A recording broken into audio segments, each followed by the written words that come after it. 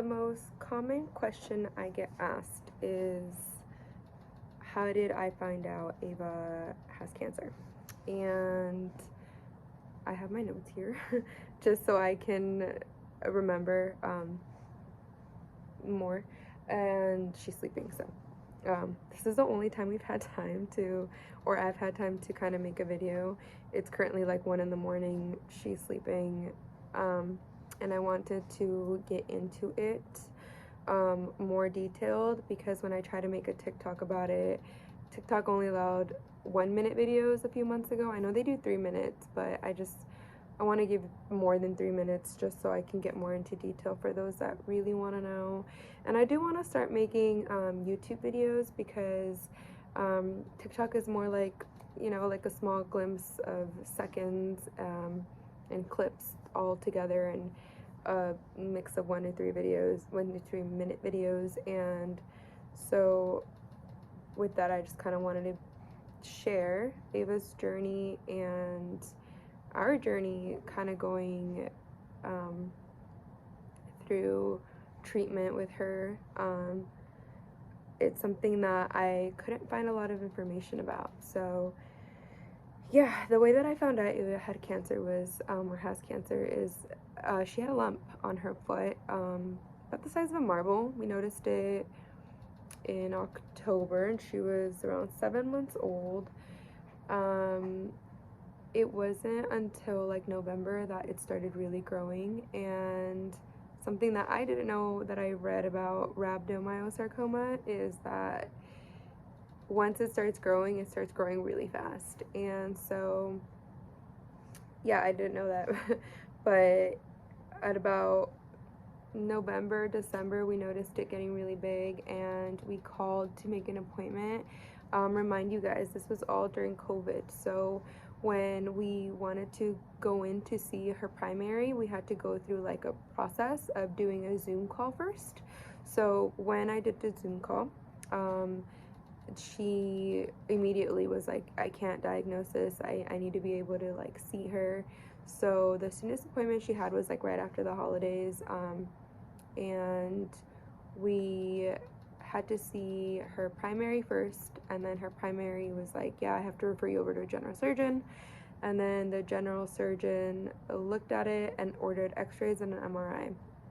The x-rays, we were able to get them done fairly quickly, like literally that day.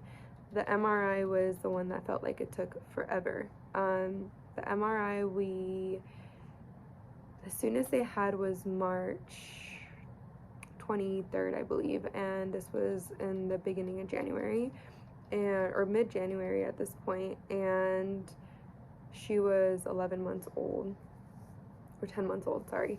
And so we waited, and I called every single day. The only location that was doing MRIs was the location in LA for Kaiser. I have Kaiser, so some of you know. Kaiser is kind of like an HMO. It's a lot of hospitals that are located in like the West Coast.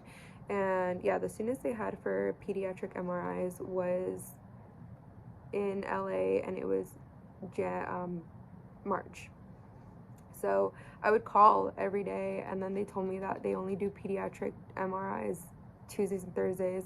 So I would call Tuesdays and Thursdays to see if they had any cancellations, but they never did.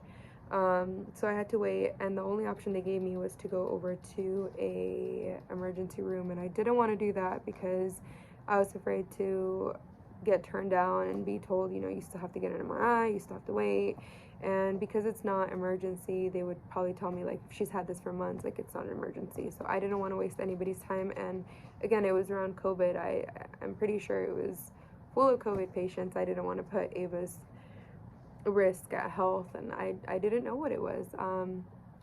Crazy, when I went to go see the general surgeon, I remember kind of being worried about it, and he told me that it's not like it's a tumor or anything. That's literally what he told me.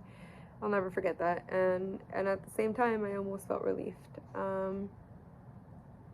So finally March came around, she gets her MRI, and again, she has to be sedated for all that because MRI, you have to stay still for like 40 minutes. And so she was sedated for it, and the doctor was like, I'll call you in a few days and I'll let you know.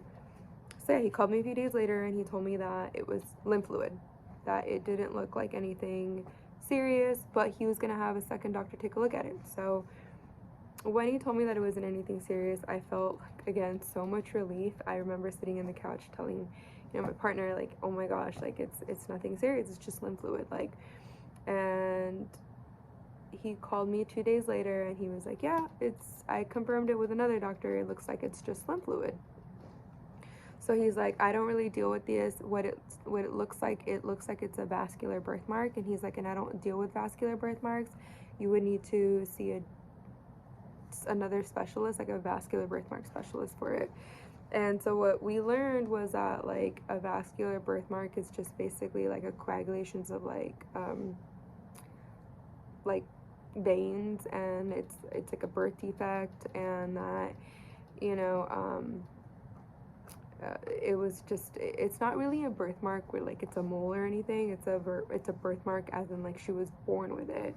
So that's what she was misdiagnosed with. That's what we thought she had that whole time. So I saw a specialist for a vascular birthmark, and that took, again, a long time. I remember having to wait like 3 weeks for that appointment, and then she basically told me that when we went in for the appointment, she told me that it wasn't an emergency, that we could wait a few more months if we wanted to for any type of surgery, that, it might come back if we did a surgery. But I did notice that Ava was in pain. I did notice that Ava was starting to cry if we touched the lump, the ball. And I told her, I'm like, you know what, I don't want to wait. I think that the best thing we can do is a surgery as soon as possible. So she told me, she's like, you know what, I'll call you when I have, to make the surgery. So I waited about a week. She didn't call me. I had to call her.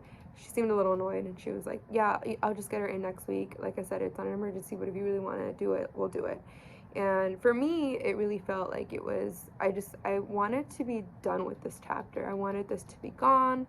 I wanted my daughter to feel comfortable. Again, she was 13 months old already, and she wanted to learn she was learning how to walk, but I can tell that she wasn't walking because of this lump. So basically, she went in for her surgery finally, and when she came out of surgery, the doctor met me at the post-op room and told me that it was hard to get most of it out, and that she left a little drain in there, like a little tube, and that I had to come back in a week to get the little drain removed and like change her little soft cast, like it was just bandages wrapped around her foot, and that she biopsied it. She's like, you know what, I tried to remove most of it out, but there is some stuff left in there, and I left a little drain to just get the rest of it out, hopefully, but I'll see you in a week to get the drain removed. And I did send a sample to the lab, but I'm sure everything will be fine. So, and she always kind of seemed in a rush. So she left, and I came back a week later. We were so excited. I remember I didn't even bring a stroller because I was like, it's just gonna be a quick in and out. And LA is a little bit of ways for me, so I was just excited to just be done with having to drive out there all the time. So when I went in there for her dressing, quick dressing remove, so I thought, the doctor came in like in a hurry, and Ava did not like to be touched by like strangers. Obviously, she didn't like anybody like near her. And I remember when she went in to like cut the bandage, she just seemed like really in a rush, and I'm like, okay, just typical, she's in a hurry, it's just supposed to be like a really quick appointment. But Ava was really agitated and she was crying, and I was like, oh, here, let me just make her a bottle really quick, and we'll be on our way. And so I'm trying to make her the bottle, and I see the doctor standing there, and I'm like, yeah. And she's like, well, I'm just gonna wait for you to be finished. And I'm like, well, I thought we were finished. And she's like, no, we need to talk, like I need you to sit down. So I'm like, okay. So I sit down and I have Ava in my arms, and she just like, her eyes get really watery and like they look red, and I'm like, okay. And she's like, well, what I thought was a vascular birthmark is not a vascular birthmark. And I'm like, okay, then what is it? And she just says, like, you know, Ava has cancer. And my first question was, is it benign? And she shakes her head no. And literally that moment, I just felt like every ounce of energy left my body. It almost felt like my body took a screenshot. Like this weird tingly sensation of like, I didn't hear you right. I remember just her telling me like, I have an appointment for you tomorrow for a hematologist oncologist, and then she just kept going on and on about what kind of cancer she had, and I couldn't even remember the name. And she asked me if she wanted me to call her dad and explain it to him, and I didn't. I tried to calm down, and they brought me water. I felt so weak. And I remember just leaving and carrying Ava and just couldn't believe that she had this in her body. And so I get in my car and I FaceTime her dad. And I almost didn't want to tell him, but so they tell us that we need to see a doctor the next day, and we were there, me and Dad, at 8 in the morning, and the doctor tells us that it's rhabdomyosarcoma, and rhabdomyosarcoma is just the cancer, but then there's different subtypes of it, and you know, some are worse than others. I mean, it's bad altogether, but that, you know, the chances of survival are higher if it's embryonal, and the chances are lower if it's alveolar, and then hopefully it's just on our foot, which would just make her stage 2. So he's like, you guys need to get admitted today. Like this kind of cancer is very rapid. We don't know if she has any more tumors in the rest of her body. We need to figure it out. And so, yeah, they called me and they asked me what Kaiser I wanted to be at, because I was in LA, and they did treat it here for like the first few weeks of her chemotherapy. So yeah, we get admitted, and they started on everything. They started on all the testing. So they did CAT scans and all over her body, and they sent us home after like 2 days of being here. And they also did a bone marrow in her, and they called me. No, they did bone marrow the following week. I'm so sorry. Anyway, they called me after we got discharged 2 days later that she did have tumors, not just on her foot, that she had some on her